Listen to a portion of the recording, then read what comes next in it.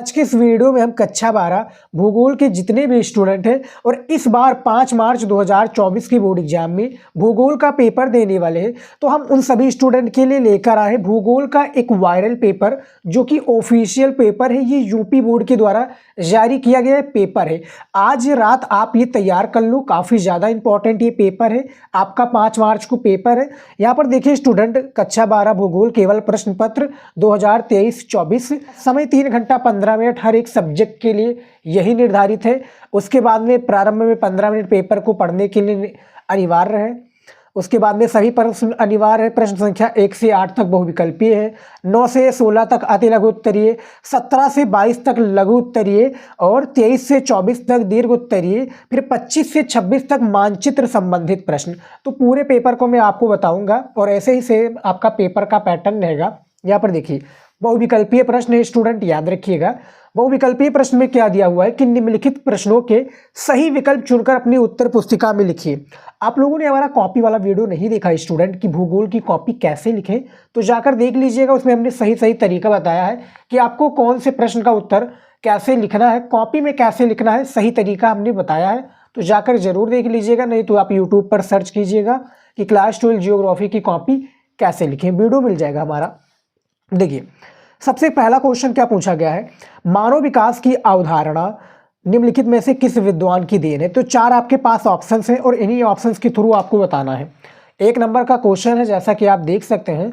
तो मानव विकास की अवधारणा जो कि डॉक्टर महबूब उल हक की देन है, यानी पहले का आपका खा ऑप्शन बिल्कुल सही हो जाएगा, जो कि डॉक्टर महबूब उल हक बिल्कुल करेक्ट आंसर है, जो कि एक पाकिस्तानी शायद अर्थशास्त्री हैं। दूसरा क्वेश्चन देखिए, निम्नलिखित देशों, यहाँ पर देखिए निम्नलिखित देशों से किस देश में सहकारी कृषि का सफल प्रशिक्षण किया गया। तो इसका आंसर हमें बताने की आवश्यकता नहीं, आपको पता ही होगा, डेनमार्क। तो दूसरे का आपका खा विकल्प बिल्कुल सही है, डेनमार्क पर आप टिक लगा दीजिएगा। उसके बाद में देखिए ये ऑफिशियल पेपर है स्टूडेंट, इसको आप लोग जरूर सॉल्व कर लीजिएगा। मैं ऑफिशियल जो पेपर है टेलीग्राम पर अपलोड कर दूंगा, तो जाकर आप जरूर देख लीजिएगा। यहाँ पर देखिए दूसरा क्वेश्चन को भी बता दिया है और ये पेपर को पूरा हल कीजिएगा। मेरी गारंटी स्टूडेंट 30 से 40 नंबर तो आप इसी पेपर से पा सकोगे। सारे पेपर के प्रश्नों को आप पढ़ लेते हो, तैयार कर लेते हो। 3 नंबर क्वेश्चन देखिए, निम्न, यहाँ पर देखिए निम्न में से कौन सा एक जल मार्ग मैक्सिको की खाड़ी में है। मैक्सिको की खाड़ी में कौन सा है। 4 आपके पास ऑप्शन है और इन्हीं ऑप्शन के थ्रू बताना है। आराम से आप देख लीजिए वीडियो को, फिर बताइएगा।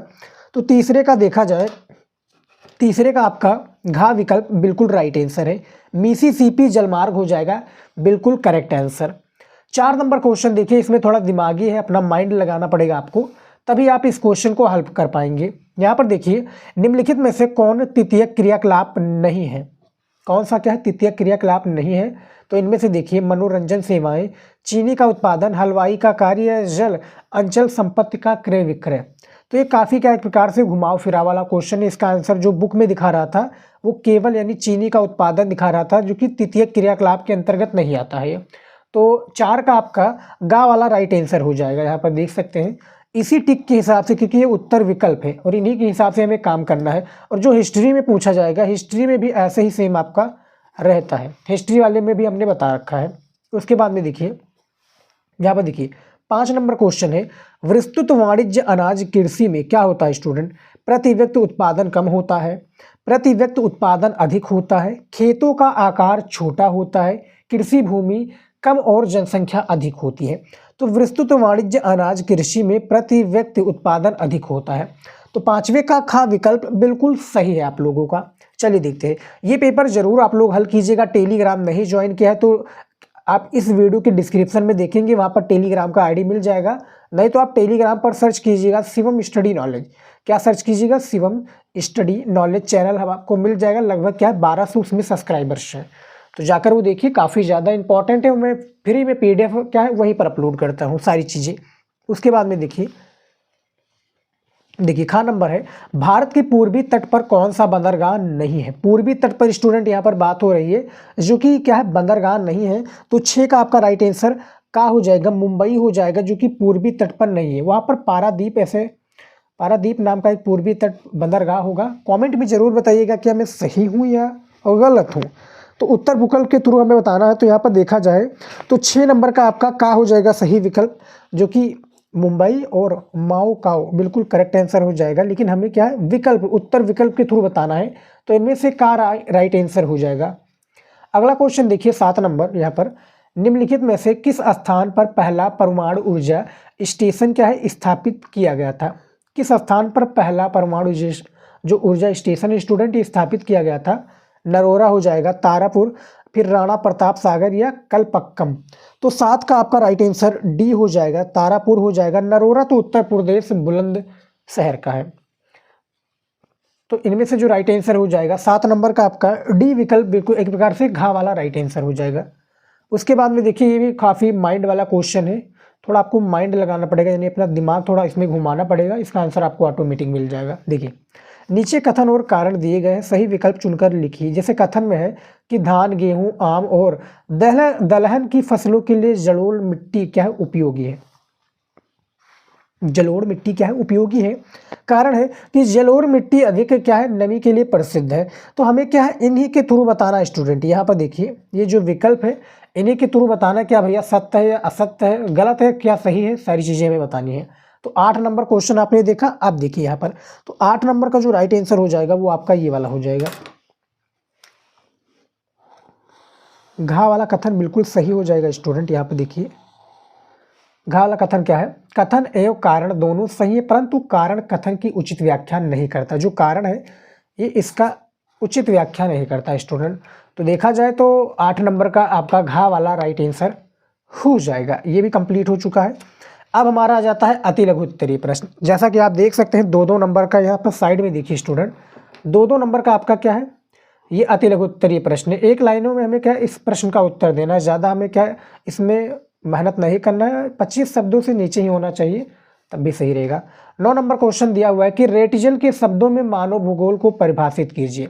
तो हमने जो लेटेस्ट वीडियो अपलोड किया है उसमें भी इस क्वेश्चन का आंसर मैंने दिया हुआ है। रेटिजल के हिसाब से इनका जो देखा जाए यानी मानव भूगोल का परिभाषा, तो वो परिभाषा है कि मानव भूगोल मानवीय समाजों और धरातल के बीच संबंधों का संश्लेषित अध्ययन क्या है मानव भूगोल कहलाता है। ये रेटिजल के हिसाब से क्या है इसकी परिभाषा है स्टूडेंट, शब्दों में परिभाषा है इनका। 2 नंबर आपको इतना मिल जाएगा जब आप ना बता देंगे। 10 नंबर क्वेश्चन है जनसांख्यिकीय संक्रमण सिद्धांत का उपयोग किया जाता है। तो आपने अभी हमारा लेटेस्ट वीडियो देखा होगा जो हमने 8 बजे अपलोड किया है, उसमें भी इसका आंसर मैंने दिया हुआ है। यही सब क्वेश्चन आपको देखना जरूरी रहता है। फिर देखिए मानव विकास के 4 प्रमुख घटकों का नाम बताइए। तो 4 प्रमुख घटक कौन कौन से हैं। समता हो जाएगा आपका स्टूडेंट, समता, सतत पूर्णता, उत्पादकता और सशक्तिकरण, ये स्तंभ के भी नाम से जाने जाते हैं। अथवा करके क्वेश्चन पूछा जाएगा तो कंफ्यूज मत होइएगा। पंचम क्रियाकलाप क्या होता है। पंचम क्रियाकलाप के बारे में भी हमने जो मॉडल पेपर आपको बताया था, यानी कल जो आपको मॉडल पेपर बताया था आज ही वो वीडियो भी अपलोड किया है, उसमें भी इसमें हमने क्वेश्चन का आंसर दे चुका हूँ। फिर आर्थिक दृष्टि से भारत की जनसंख्या की कितने भागों में बांटा जा सकता है, 3 भागों में, उसका भी आंसर हमने लेटेस्ट वाली वीडियोज में दे दिया है, मॉडल पेपर वाली वीडियो में मिल जाएगा। उसके बाद में दक्षिण भारतीय राज्यों में किस राज्य में भूमि जल का उपयोग कुल भूमि जल यहाँ पर देखिए संभव से अधिक होता है, इसके 2 कारण देखिए, इसके बारे में भी हमने बता रखा है। उसके बाद में देखिए 15 नंबर क्वेश्चन, परिचित यानी एकाकी बस्तियाँ किस प्रकार की होती है और भारत के किन राज्यों में पाई जाती है। तो जो परिचित स्टूडेंट जो परिचित और एकाकी बस्तियाँ हैं जैसे केरल में पाई जाती हैं, कहाँ पर पाई जाती है, केरल हो गया, उसके बाद में आंध्र प्रदेश हो गया, केरल, आंध्र प्रदेश और हिमाचल प्रदेश, यही सब पर पाई जाती हैं ये परिचित बस्तियां, और एक दूसरे के एक प्रकार से अलग अलग होती हैं ये। उसके बाद में देखिए धात्विक खनिज और अधात्विक खनिज के 2 अंतर बताइए। तो धात्विक और अधात्विक खनिज के बारे में भी हमने मॉडल पेपर वाले वीडियोज में बता रखा है, तो वो भी जाकर वीडियो जरूर देखिएगा। और इसी तरीके से क्वेश्चन आता है स्टूडेंट, आप लोगों ने जो अपना पेपर देखा होगा, अपने क्वेश्चन बैंक और जो मॉडल पेपर आपने सॉल्व किया हमारा वीडियोज का, उससे काफ़ी क्वेश्चन आपके बोर्ड एग्जाम में देखने को मिल जाएंगे। तो ज़रूर आप लोग तैयार कर लीजिएगा, इंपॉर्टेंट रहेगा। तो हमारा अति लघु उत्तरीय प्रश्न क्वेश्चन भी कंप्लीट हो गया। अब हमारा जाता है लघु उत्तरीय प्रश्न, जो कि क्या है 4 नंबर का एक क्वेश्चन होगा आपके भूगोल में, 6 क्वेश्चन पूछे जाएंगे। तो 6 के 24 नंबर आपको लघु में मिल जाएगा। तो देखिए 17 नंबर क्वेश्चन है कि विश्व की 90% यहाँ पर देखिए जनसंख्या केवल 10% क्षेत्र में निवास करती है, कारण लिखिए। हमें क्या बेसिकली यहाँ पर कारण बताना है कि निवास करते हैं भैया, क्या कारण है। 18 नंबर में है कि ऋणात्मक भुगतान संतुलन का होना किसी देश के लिए क्यों हानिकारक होता है, इसके बारे में बताइए। बाजारीय सब्जी कृषि नगरीय के समीप क्यों की जाती है, मॉडल पेपर में बताया है। ऊर्जा के अपारंपरिक स्रोत के इसके बारे में भी मॉडल पेपर में, जो हमारा लेटेस्ट वीडियो अपलोड हुआ स्टूडेंट आज, वो वीडियो में हमने आप लोग ध्यानपूर्वक देखेंगे तो इसका आंसर मिल जाएगा। पेपर का पैटर्न सारा ऐसे ही रहेगा, आपके पेपर में भी जाकर आप देखिएगा 5 मार्च को पेपर में, तो सारा यही रहेगा प्रोसेस। सतत विकास पोषणीय, यानी जो सतत पोषणीय विकास की संकल्पना है, इसके बारे में बताया है। ये आपके तीनों फॉर्मेट पे पूछे जाएंगे, अति में पूछे जा सकते हैं, लघु और दीर्घ में भी पूछे जा सकते हैं, तो इसको आप जरूर तैयार कर लीजिएगा। तो ये भी हमारा कंप्लीट हो चुका है। उसके बाद में देखिए स्टूडेंट, यहाँ पर देखिए उसके बाद में क्या आ जाता है, ये देखिए दीर्घ उत्तरीय क्वेश्चन आ जाता है, जो कि आपका क्या है, सिर्फ 2 ही क्वेश्चन हमें आंसर देना है, 2 ही क्वेश्चन का आंसर देना है। प्रत्येक क्वेश्चन के लिए 6 नंबर दिया जाएगा। तो हमें यहाँ पर अथवा लगकर क्वेश्चन मिलेगा, जैसे कि 23 नंबर क्वेश्चन है कि व्यापार के लिए पतन किस प्रकार सहायक होते हैं। पतनों का वर्गीकरण उनकी अवस्थिति के आधार पर कीजिए। क्या है, हमें अवस्थिति के आधार पर करना है पतनों का वर्गीकरण। अथवा लगा है क्वेश्चन, यहाँ पर देख सकते हैं, जैसा कि आप फिर दिया हुआ है कि मानव के प्रकृतिकरण की संकल्पना दीजिए। मान लीजिए कि भैया आपको ऊपर वाला नहीं आ रहा आंसर, तो आप नीचे वाला कर लीजिएगा। मिलना आपको 6 नंबर तय है, 150 शब्दों में इसका आंसर आपको देना है, जैसा कि निर्देश में हमने आप लोगों को शुरुआत में ही बता दिया था। उसके बाद में देखिए 24 नंबर क्वेश्चन, भारत में भू संसाधनों की पर्यावरणीय समस्याएं कौन सी हैं, इनके निदान के उपाय लिखिए। हमें क्या है, इनके निदान के उपाय के बारे में बताना है। ये भी आपको 6 नंबर दिलाकर जाएगा। अथवा है, चाहे आप ये वाला बता दीजिए कि भारत में किन वस्तुओं का आयात किया जाता है, भारत के अंतर्राष्ट्रीय व्यापार की बदलती प्रकृति का वर्णन कीजिए। अथवा लगा है, आप दोनों में से क्या है, जैसे 4 क्वेश्चन है डियर स्टूडेंट, चारों में से क्या हमें 2 ही करना है, जिसके लिए प्रत्येक क्वेश्चन पर हमें 6 नंबर दिया जाएगा, जैसा कि यहाँ पर आप देख सकते हैं कोने वाली साइड पर। उसके बाद में देखिए अब हमारा आ गया मानचित्र से संबंधित प्रश्न। क्या पूछा गया है 25 नंबर क्वेश्चन में कि दिए गए भारत के रेखा मानचित्र में निम्नलिखित को उपयुक्त चिन्हों द्वारा दर्शाइए और उनके नाम लिखिए। तो जैसा कि देख सकते हैं आधा नंबर आपको किस लिए दिया जाएगा स्टूडेंट, जब आप कॉपी में क्या है लिखेंगे।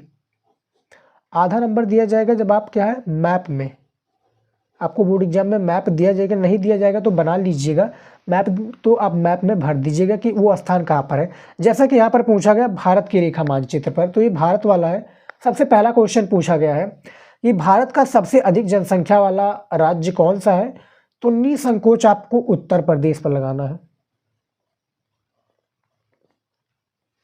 उत्तर प्रदेश हो गया। दूसरा नंबर क्वेश्चन है पूर्व से पश्चिम प्रवाहित होने वाली एक नदी का नाम लिखिए, तो वो आपका नर्मदा नदी हो जाएगा। क्या नदी हो जाएगा स्टूडेंट, नर्मदा नदी, ये आपका हो जाएगा। उसके बाद में देखिए 3 नंबर की मध्य प्रदेश के एक प्रमुख तांबा क्षेत्र कौन सा है, तो ये आपका मलाज खंड हो जाएगा, मलाज खंड। और गुजरात का सबसे बड़ा नगर अहमदाबाद,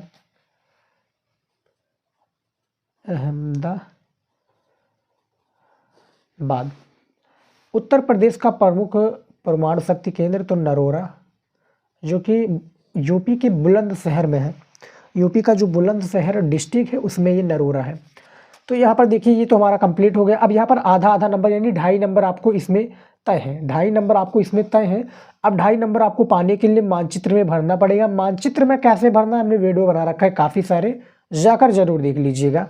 केवल दृष्टिबाधित परीक्षार्थियों के लिए प्रश्न संख्या 25 के स्थान पर ये है, यानी जिनको कुछ नहीं आता, देख नहीं पाते, हाथ पैर काम नहीं करता, किसी यानी जैसे अपनी जगह पर किसी दूसरे स्थान के व्यक्ति को लेकर जाता है, तो वो क्या ये सिर्फ प्रश्न का उत्तर दे दे, उसको 1-1 नंबर दे दिया जाएगा।